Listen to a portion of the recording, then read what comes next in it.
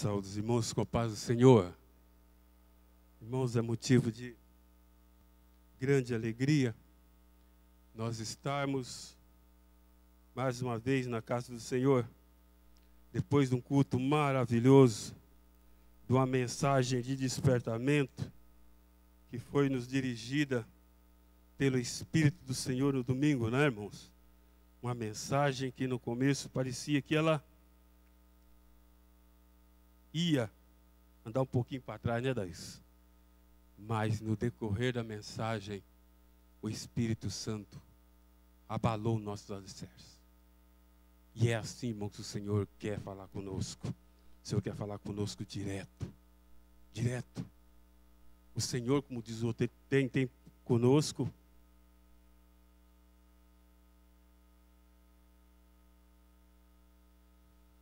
Ele tem conosco, como diz aí fora, é um papo reto, né? É uma coisa essencial. Vamos à palavra de Deus, né? Eu quero que os irmãos abram a sua Bíblia em 2 Reis, capítulo 6, verso 17. 2 Reis, capítulo 6, verso 17. Segura aí e abre também em Lucas, capítulo 24, verso 16, e depois do 30 ao 32. Vou repetir. Lucas 24, 16, do 30 ao 32. Capítulo 24, verso 16, depois do 30 ao 32. Está meio complicado, mas se dá para vocês. A nossa igreja lê Bíblia, né? Não tem problema, né? Igreja que lê Bíblia não tem obstáculo, né? 2 Reis 6 e 17. Depois Lucas 24, versículo 16, depois do versículo 30 ao 32. O versículo 17 de 2 Reis 6 diz o seguinte: Eliseu orou: Senhor, abre os olhos dele para que veja. Então o Senhor abriu os olhos do rapaz, que olhou e viu as colinas cheias de cavalos e carros de fogo ao redor de Eliseu. Vou repetir. E Eliseu orou: Senhor, abre os olhos dele para que veja. Então o Senhor abriu os olhos do rapaz, que olhou e viu as colinas cheias de cavalos e carros de fogo ao redor de Eliseu. Agora nós vamos ler Lucas 24, versículo 16, depois do 30 ao 32. Diz o seguinte, 16: Mas os olhos deles foram impedidos de reconhecê-lo. Mas os olhos deles foram impedidos de reconhecê-los. Continuando do 30 ao 32. Quando estava à mesa com eles, tomou o pão, deu graça, partiu e deu a eles. Então os olhos deles foram abertos e o reconheceram, e ele desapareceu. Ele desapareceu da vista deles. Perguntaram-se um ao outro: não estava queimando o nosso coração enquanto ele nos falava no caminho e nos expunha as Escrituras? Repetindo. Quando o 16 primeiro, repetindo, mas os olhos deles foram impedidos de reconhecê-lo. 32. Quando estava à mesa com eles, tomou o pão, deu graça, partiu e deu a eles. Então os olhos deles foram abertos e o reconheceram, e ele desapareceu da vista deles. Perguntaram-se uns aos outros: não estava queimando o vosso coração enquanto ele nos falava no caminho e nos expunha as Escrituras? Irmãos, o Senhor me dirigiu a esse simples estudo. Terça-feira é um dia mais voltado para o estudo da palavra. Um simples estudo é só uma troca de ideias, né? A respeito da palavra de Deus. Nós vamos falar sobre o crente e a cegueira espiritual. O crente e a cegueira espiritual. Irmãos, nós abrimos a introdução com a seguinte palavra: existe um mundo invisível que consiste nas hostes de anjos ministradores que são ativos na vida do povo de Deus. Isso nós encontramos em Hebreus, capítulo 1, verso 14. Esses anjos, irmãos, são ministradores. Esses anjos, eles são encarregados de ministrar, de nos servir, de nos alertar, de nos conduzir. Nós encontramos lá no Velho Testamento, e nós focamos no versículo 16 de 2 Reis, no versículo 16 de 6 de 2 Reis. Irmãos, Eliseu, muitas vezes nós encontramos em situação difícil. Situação muitas vezes que nós vamos olhar para nós mesmos e achar que nós estamos numa situação, né, Adailson, que não tem resolução, não. Nós estamos fechados ali num canto e para nós não tem saída. Não tem saída. Nós estamos sozinhos, como diz o outro, nós estamos sozinhos e acabou. Nós estamos sozinhos e acabou. Na nossa visão materialista, nós estamos sozinhos. Não tem ninguém que nos assiste. Foi o que aconteceu com o servo de Eliseu. O servo Eliseu, ele estava na posição que Deus colocou ele quando Israel estava guerreando com a Síria. Eliseu, dentro da sua casa, dormindo, o Senhor revelava para Eliseu os pontos que o exército da Síria ia avançar. Então o anjo do Senhor revelava, e Eliseu orientava o rei, hoje o exército da Síria vai atacar em tal ponto. Então quando o exército ia atacar ali naquele ponto, os servos de Deus já estavam lá, o pessoal de Israel já estavam lá.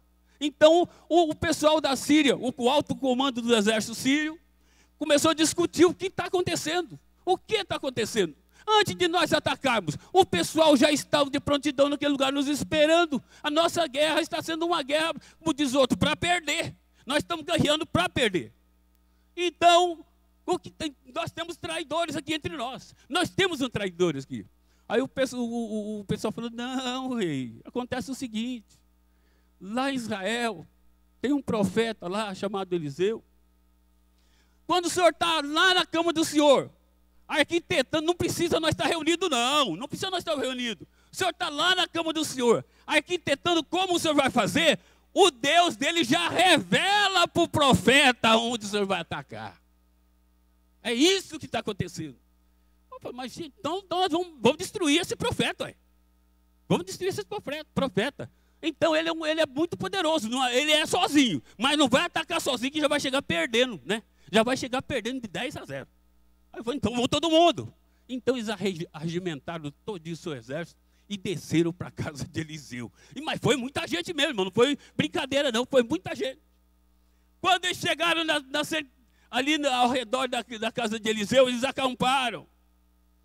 Geazi, não foi Geazi não, minto. Porque Geazi já tinha acontecido aquele problema com ele, né? E o texto não fala mais que Geazi apareceu com Eliseu, como servo de Eliseu. O moço de Eliseu, quando ele ficou sabendo do que estava acontecendo, ele ficou apavorado. Mas, gente, o meu Senhor, um homem só, esses exércitos, com esse poderio, um exército grande, um exército equipado, tudo aqui acampado, mas não vai sobrar um pedacinho, vai dar um tiro para quem quer. Um homem desse, muitas vezes Eliseu era magrinho, não era grandão. Falei, esse homem magrinho aqui não vai sobrar um pedaço para cada um. E o rapaz ficou acabrunhado, e o rapaz ficou pensando em Eliseu. Eu falei, gente, mas esse homem vai morrer mesmo. Não tem jeito, vai acabar com o meu Senhor. E o meu Senhor, e daqui e dali. Irmãos, muitas vezes nós estamos em situação que nós achamos que é nós que vamos resolver a coisa. E a coisa não é para nós resolvermos muitas vezes, é Deus que vai resolver por você. É Deus que está trabalhando com você. É Deus que vai trabalhar por você. E o servo de Eliseu, ele ficou muito acabrunhado. E ele começou a falar, eu tenho que marcar um particular com esse profeta, eu tenho que conversar para ele, eu tenho que orientar como ele estava. Muitas vezes Eliseu, irmão, estava até cantando, né? Livre estou pela... Porque quando o homem está com Deus, irmãos, ele é preocupado demais. O homem quando está com Deus, ele é preocupado demais, né? Livre estou, pela mão do Senhor, livre estou. Mas o servo dele olhou para ele, esse homem não tem jeito não, gente. O pessoal tudo aí fora, e o homem cantando. Livre estou. Então olhava assim para o templo, livre estou, o tempo bonito. Aí eu falei, eu tenho que marcar um particular com esse meu Senhor. Aí, irmãos, o servo de Eliseu marcou um particular. Vem cá, meu Senhor, eu tenho que conversar com o senhor. Senta aqui. O senhor está calmo? Eu estou bem, meu filho, eu estou bem na presença de Deus. O Senhor está comigo, o Senhor anda comigo. Ultimamente eu ando muito alegre com o Senhor, tal. Senhor, está acontecendo uma coisa. O que está acontecendo? Meu filho, o exército da Síria está tudo acampado aqui ao redor aqui dessas montanhas aqui, ó. Você está vendo essas montanhas? O exército da Síria está tudo ali acampado. Eles vão atacar o Senhor, não é o Israel, não, é o Senhor mesmo. Irmãos, mas o homem, quando ele está na direção de Deus, ele tem uma palavra maravilhosa. Aquele rapaz pensou que aquele profeta ia sair escabelando, ia correr atrás do rei para arrumar uma guarda para estar com ele. Mas o profeta olhou para ele, irmão, e diz ali no verso 16: não tema, meu filho, porque mais são os que estão conosco do que os que estão com eles. Mas é mais forte, o que está conosco é mais forte do que está com ele. Irmãos, é isso que nós devemos ver. Em qualquer situação, né, Daílson? Nós temos que ver que o mais poderoso é o que está do nosso lado. É o que está do nosso lado. Não contente com isso. O profeta olhou para o rapaz e falou assim: rapaz, se você visse, se você soubesse o que está do nosso lado, rapaz, você nem olhava para esse exércitozinho aí, esse pessoalzinho aí, esse soldadinho aí, esse milicozinho aí, você nem olhava para ele. Eu vou orar a Deus para abrir os seus olhos, para que você veja quem está do nosso lado. Irmãos, e o profeta orou. O texto diz que ele orou ao Senhor, dizendo: Senhor, peço-lhe que abra os olhos para que ele veja. E o Senhor abriu os olhos do moço e viu. E eis que o monte estava cheio de cavalos e carros de fogo em redor de Eliseu. Os montes estavam cheios de carros e cavalos de fogo, tudo ao redor de Eliseu. Meus irmãos, em qualquer situação você nunca esteja sozinho. Nós devemos pedir para que o Senhor abra-nos os olhos da fé. Abra-nos os olhos da fé para nós sabermos quem está do nosso lado, quem está realmente conosco. E o Senhor lhe mostra, irmãos. O Senhor lhe mostra. A autoridade de Deus é maravilhosa. Ainda hoje à tarde, eu gosto de vez em quando de dar uma olhada. Eu estava ouvindo a pregação do apóstolo, aquele apóstolo, o negrão lá. Eu estava vendo a pregação dele. Irmão, mas aquele homem, ele fala com tanta confiança em Deus. Aquele homem fala com tanta confiança em Deus, que não tem jeito da gente duvidar que aquele homem não é homem de Deus, não. Não tem jeito. Não tem jeito. E, irmão, com essa exatidão, é com essa exatidão que nós devemos confiar no nosso Deus. É nós sabermos que em lugar nenhum, em circunstância nenhuma, nós estamos só. O Senhor está conosco, o Senhor está nos guiando, o Senhor está nos cobrindo de bênção. Nós precisamos pedir para que o Senhor realmente nos revele que posição que nós devemos estar debaixo da tua mão. Qual a posição que Ele quer que nós estejamos? Qual a posição de nós sermos abençoados? E o Senhor, irmãos, abriu os olhos do moço, e ele viu a bênção do lado dele, e ele viu que o Senhor realmente não é um Senhor de brincadeira. O Senhor revelou que realmente estava te ajudando. Irmãos, que o Senhor realmente abra-nos as nossas vistas, abra a nossa visão espiritual. Não deixe, irmãos, nós na cegueira espiritual. A cegueira espiritual é triste, ela é triste. Enquanto o servo de Deus, ele está coberto, ele está amparado com o poder de Deus, ele está sendo guiado pelas mãos de Deus. Quem não tem a visão espiritual está pensando que o servo de Deus está correndo perigo, está fazendo loucura, está fazendo doidura, está fazendo coisa que não, sem nexo, mas ele está na direção de Deus.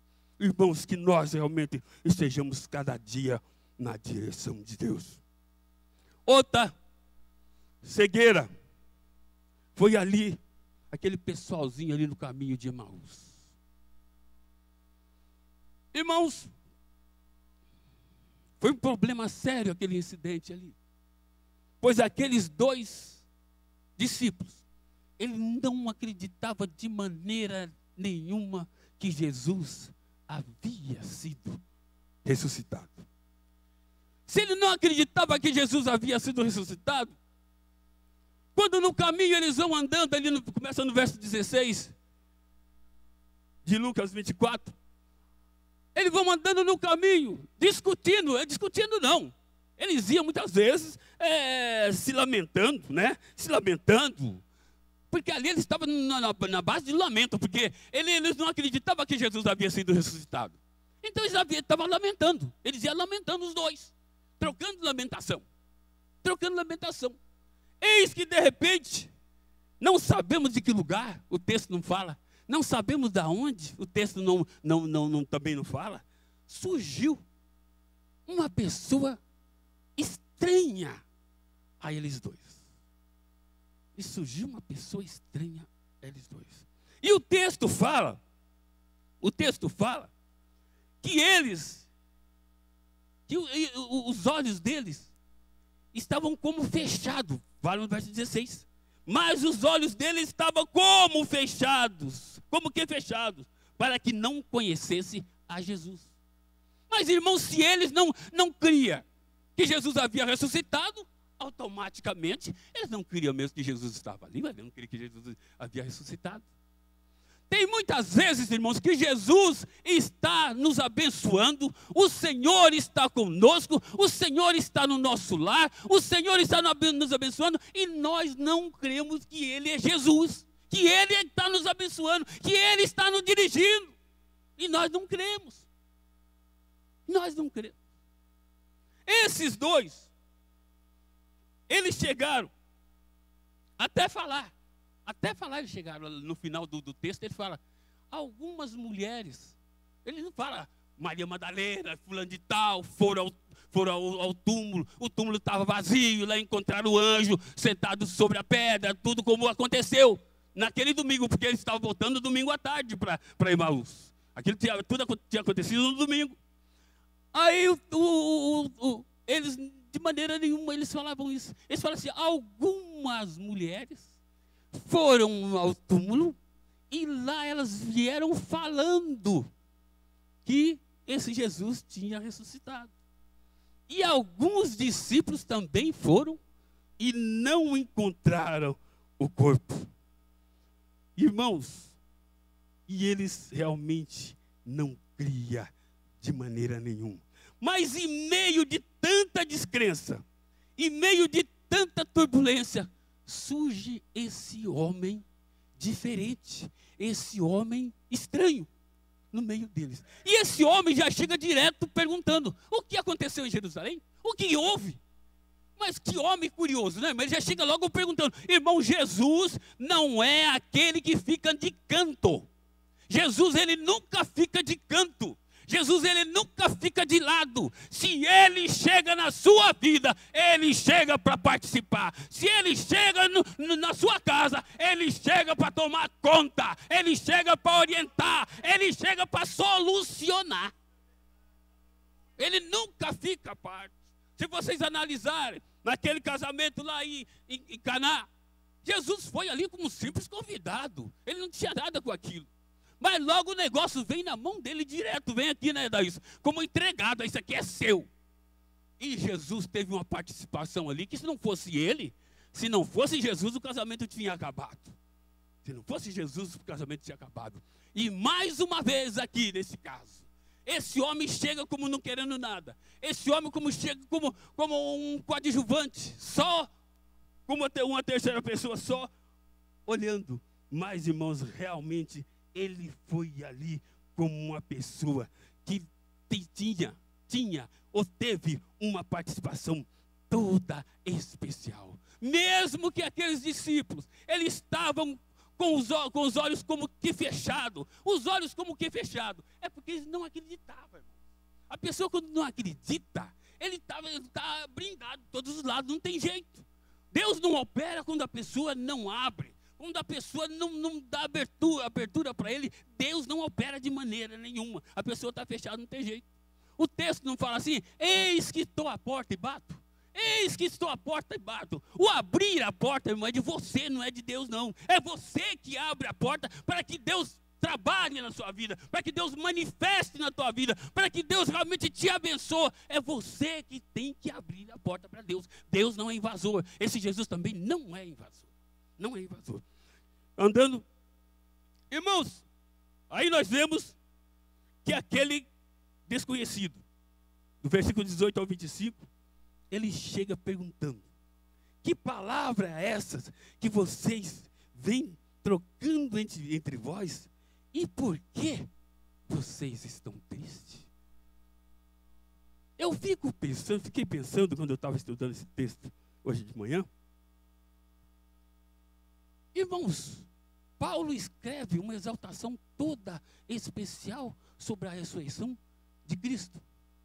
Ele fala: se Cristo não ressuscitasse, a nossa fé seria vã.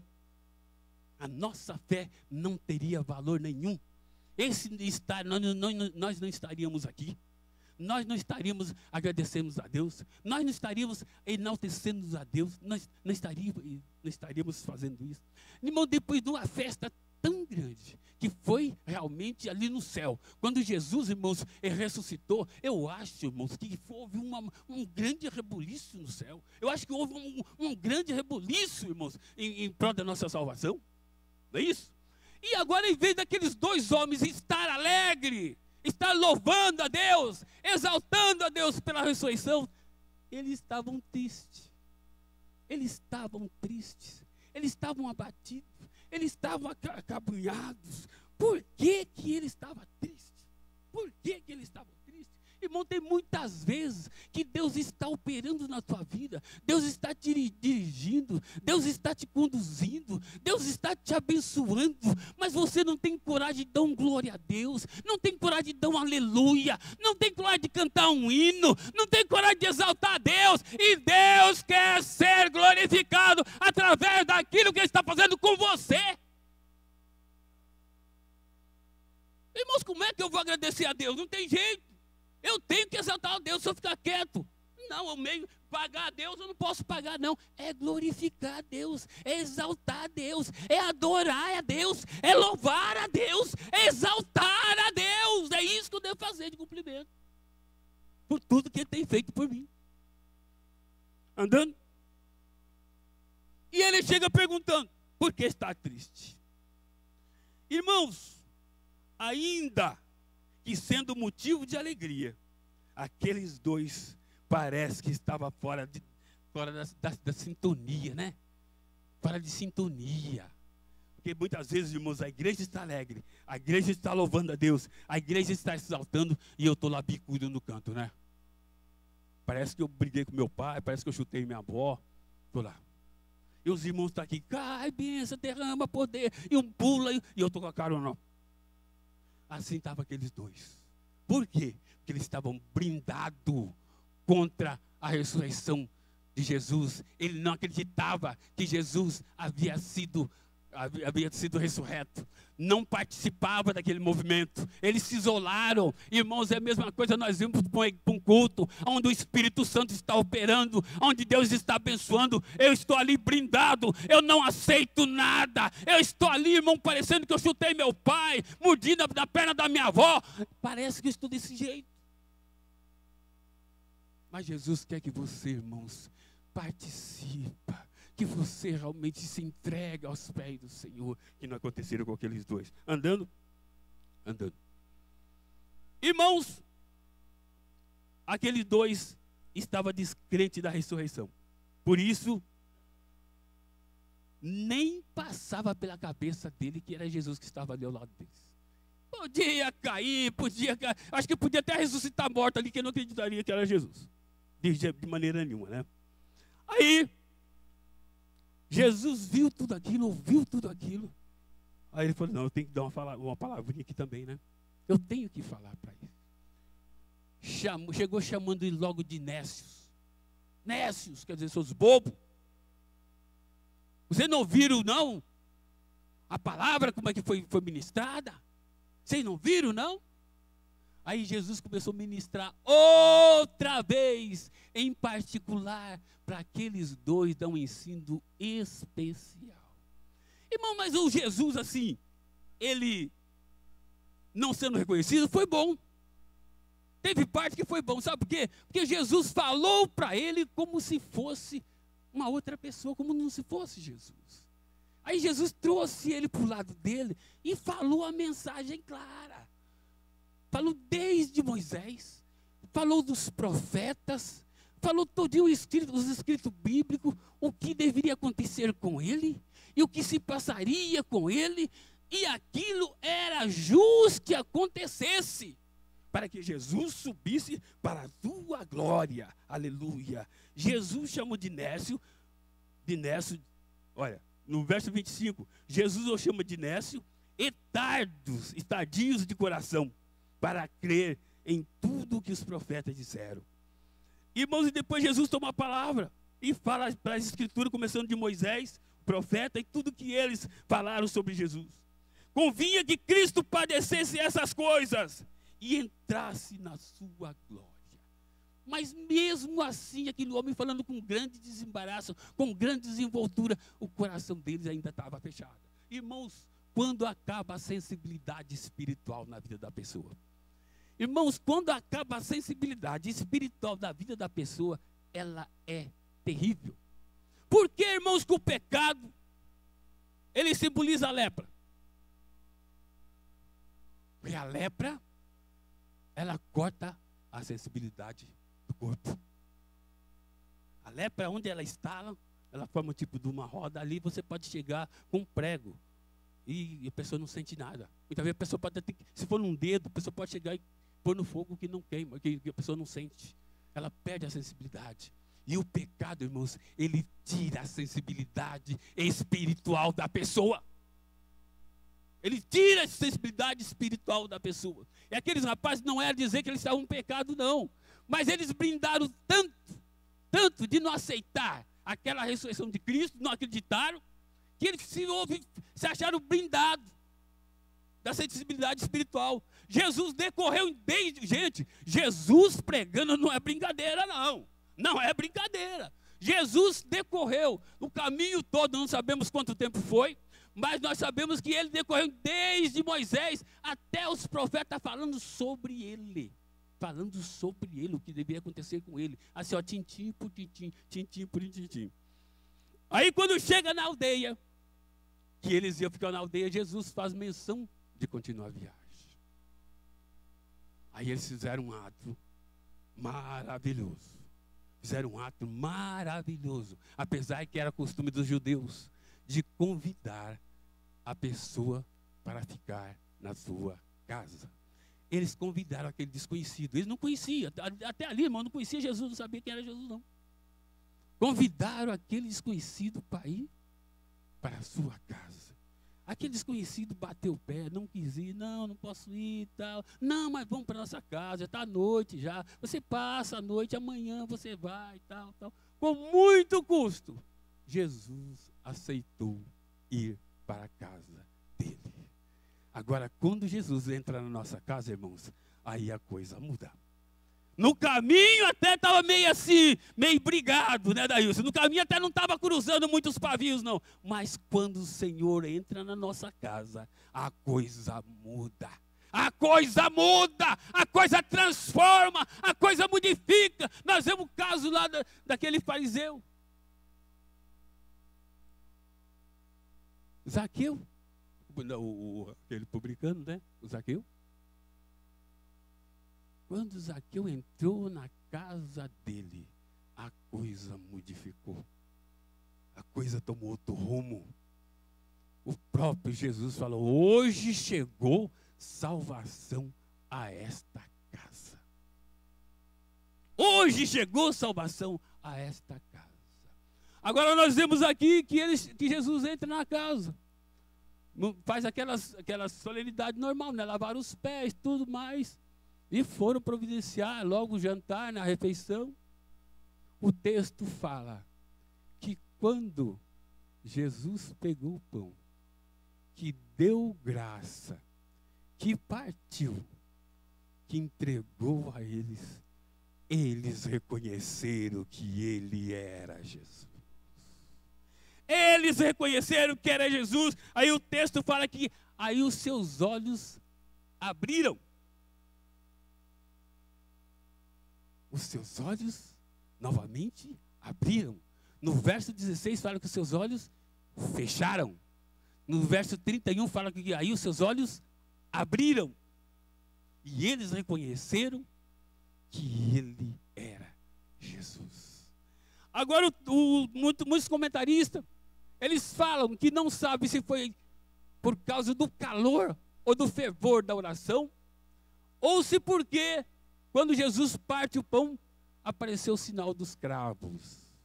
Mas só sei que eles reconheceram que realmente ele estava à frente de Jesus ressuscitado. Jesus ressuscitado estava ali entre eles. Jesus ressuscitado estava com eles. Jesus ressuscitado falou com eles. Jesus ressuscitado exortou. Jesus ressuscitado pregou para eles. Pregou para eles. Eles tiveram, acho que, maior orgulho, né? Maior orgulho. Falou assim: Jesus, depois que ressuscitou, ainda nos ensinou o seu evangelho. Oh, irmãos, que maravilha esse Jesus. Esse Jesus nunca nos abandona, em situação nenhuma, na situação mais crítica, irmãos, a situação mais crítica que foi ali no Calvário. Jesus estava no Calvário, sofrendo afronta, sofrendo escárnio, mas ainda ele teve tempo de olhar para o rapaz da sua direita. E quando ele falou assim, Senhor, lembra de mim quando entrar no teu reino. Ele podia falar assim, meu filho, hoje eu não estou mexendo, não estou salvando ninguém não. Hoje a porta da salvação está fechada porque eu estou bravo hoje. Hoje eu estou na carne. Não, não. Hoje você estará comigo no paraíso. O primeiro salvo a subir com Jesus para o paraíso foi um ladrão que não teve tempo de se batizar, não teve tempo de se arrepender, ele se arrependeu sim, arrependeu, ele não teve tempo de correr no seu pai, pedir perdão, não, ali na cruz ele acertou com Jesus, e ali Jesus falou assim, hoje estará comigo no paraíso, e ele subiu direto para o paraíso, irmão. É um Jesus que ele não perde tempo, não, irmãos. Esse Jesus não perde tempo, não, irmão. Esse Jesus não perde tempo, não. Ele quer, irmãos, que nós abrimos os nossos olhos espirituais para ver o que Jesus tem para nós. Oh, irmão, tem um colírio especial para nós aplicarmos nesses olhos espirituais. Um colírio, irmãos, que realmente não vende em venda nenhuma, não. Não vende em venda nenhuma, não. Irmão, mas é um colírio que realmente não tem químico especial para ele, não, irmãos. É o colírio da palavra de Deus. Esse colírio, irmãos, quando é aplicado nos nossos olhos, irmãos, você vê longe, você vê algo que muitas vezes o mundo ignora, mas você sabe que Deus tem reservado coisas maravilhosas para você. Deus tem reservado bênçãos maravilhosas para você, que só Deus pode dar para você. Que só Deus pode dar para você. Igreja, é isso que a Bíblia quer. Que nós abramos realmente a nossa vista, a nossa visão espiritual. Esses dias, irmãos, difíceis, esses dias realmente nós vemos de um lado é morte, nós vemos de outras coisas terríveis, mas se você abrir a sua visão espiritual e saber que o Senhor está do teu lado, que o Senhor está nos abençoando, irmãos, o Senhor dará bênção maravilhosa em meio desse mundo turbulento, em meio desse mundo truculento. Deus te livrará, e Deus te abençoará, e Deus te dirigirá. É isso que o Senhor tem para nós.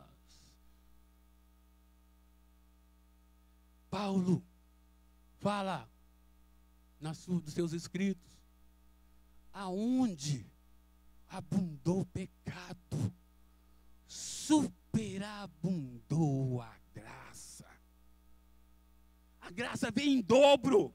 Onde o pecado foi grande, a graça foi dobrada. A graça foi dobrada. Então, irmãos, enquanto o mundo, muitos crentes,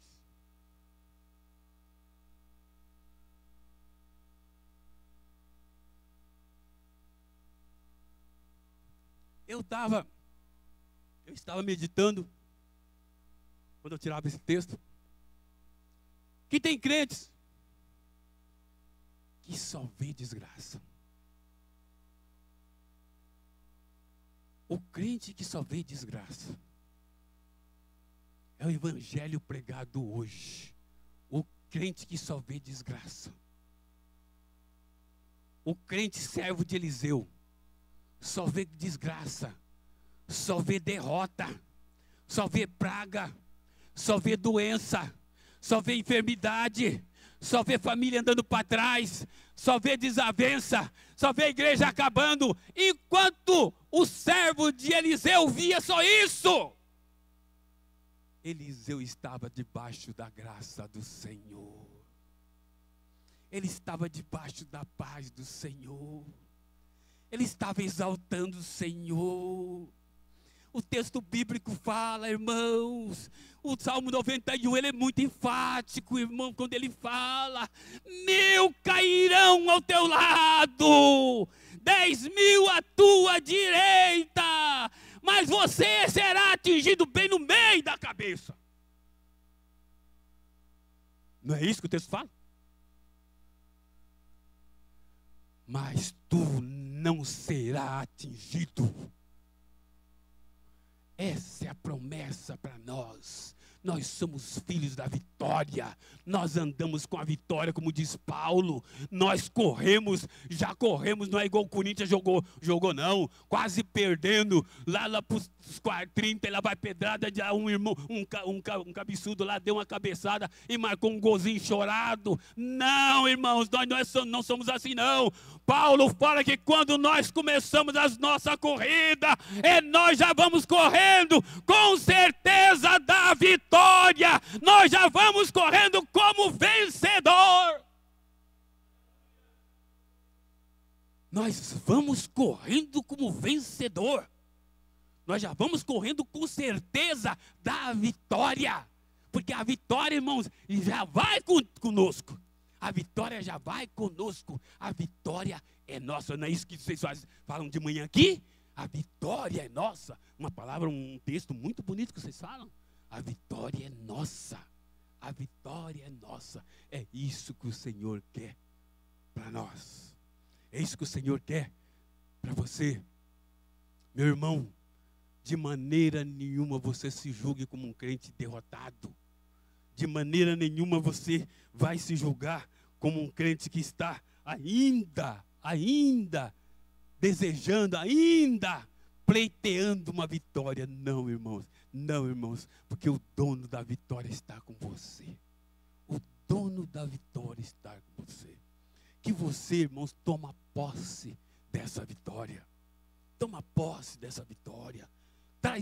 Leva esse vitorioso para dentro do seu lar, igual foi falado aqui domingo, irmãos. Não deixe, irmãos, o inimigo entrar dentro da tua casa, arrastar seus filhos para a droga, arrastar seus filhos para a miséria, arrastar suas filhas para a miséria. Não deixe, não deixe, não deixe, porque o general dos generais está com você, ele está com você. Decreta a vitória em nome de Jesus, porque esse é o Jesus que te dá a vitória. Mas se você também não tomar posse como vitorioso, ele não faz nada também não.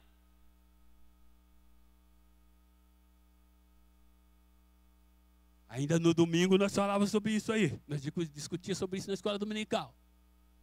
Que nós devemos tomar posse daquilo que o Senhor nos dá. Orar com autoridade. Não orar como derrotado, não orar como medroso. Orar com autoridade. Bater o pé mesmo com autoridade. Tem hora que você tem que chegar na frente do inimigo, é com autoridade mesmo de Jesus, porque ele afronta mesmo. E a vitória é e será conosco. Irmãos, não vamos perder, irmãos, pelo amor de Deus. Domingo nós levantamos um clamor aqui muito forte. Não vamos perder não, irmãos. Vocês olham nos seus braços, olhem os seus lados, são meninos bonitos. Gente, olha, pega um filho seu, chega na sua casa, pega um menino seu e olha bem nele e fala com o Senhor. Senhor, será que eu mereço perder isso aqui? Para as drogas, para o mundo? Se você não acreditar, você pega e passa a mão num ônibus, um dia à tarde, e vai lá no Dergo. Vai, irmãos, eu achava melhor, um dia vocês fazerem isso. Faz isso, irmão, pelo amor de Deus. Faz isso. Passa a mão nesse ônibus aqui, Eixo Anhanguera, vai lá no Dergo. Dá uma volta ali pro Dergo, para vocês verem o que o inimigo pode fazer com uma pessoa. Aí vocês vão ver lá o que o inimigo pode fazer. Aí chegar na tua casa, você olha esses meninos bonitos, esses meninos ruivos, esses meninos muitas vezes neguitinho com a pele lisa, né? Neguinho liso, neguinho bonito. Aí você fala assim, será que eu mereço perder um menino desse para as drogas? O Senhor fala para falar para você, você que sabe. O Senhor vai falar isso com você. Você que sabe. Eu estou aqui para te ajudar. Se você vir, eu estou aqui. Se você correr para mim, eu te socorro. Agora, se você não correr, meu filho, eu não posso fazer nada. Não posso fazer nada. Igreja, toma posse. Não brinca com o inimigo, que ele te arrasta, que ele acaba com a tua casa. Não brinca, irmão, não brinca. Não brinca não, que não é brincadeira. Assentados mesmo. Senhor poderoso, eu te agradeço, Senhor.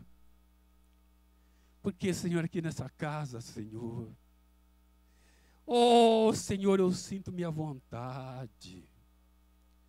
Eu sinto minha vontade aqui na tua casa, meu Pai. Para que aqui, Senhor, tu traça o meu norte.